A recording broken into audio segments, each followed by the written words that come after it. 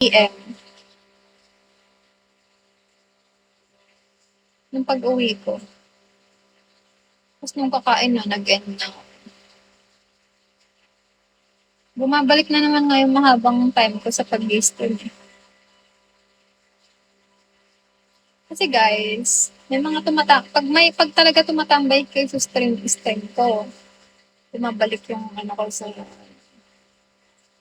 pag kasi feeling ko, nakakasad siya.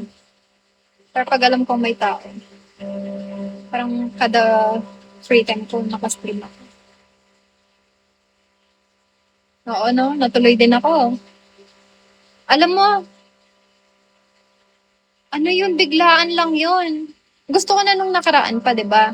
Gusto ko na yun. Kaso kasi, yung pick-up, 'di ba kinwento ko na yung pick-up, tapos day tour lang siya. Tapos yung pick-up sa may San Fernando, SNR. Eh, 'di ba sabi ko, natatakot ako sa may SNR.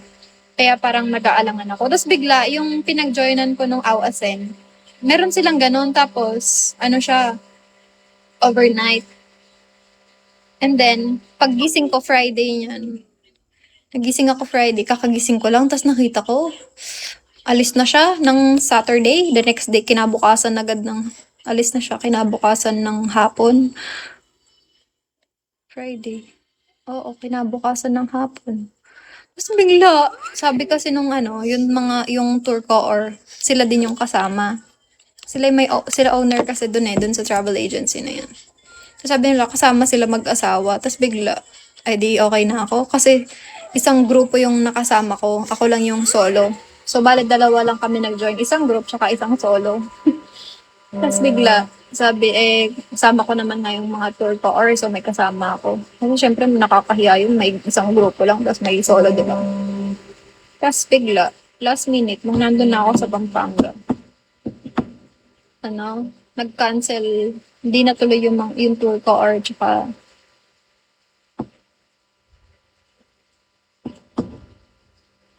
tapos, eto nga, yung mga 10 p.m. na. Uwi ka na, Rai? Ligo ka lang? Ha? Okay, bye.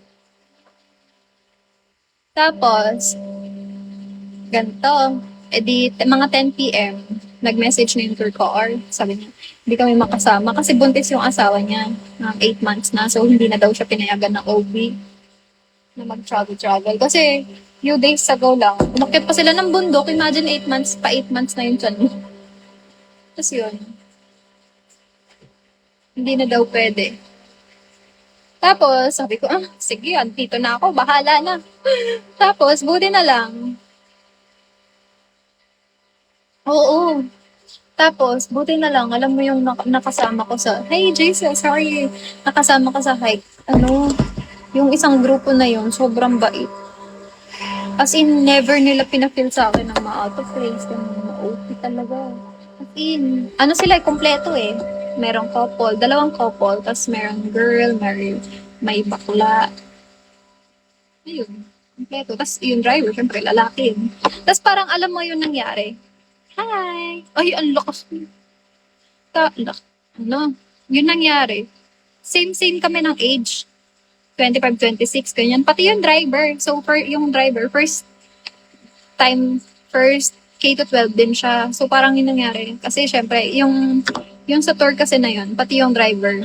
Minsan kasi yung driver na yun, siya yung co-or ng tour. So, parang kasama siya. Dalawa sila nag-co-or sa amin. Yung driver na yun, tsaka isang.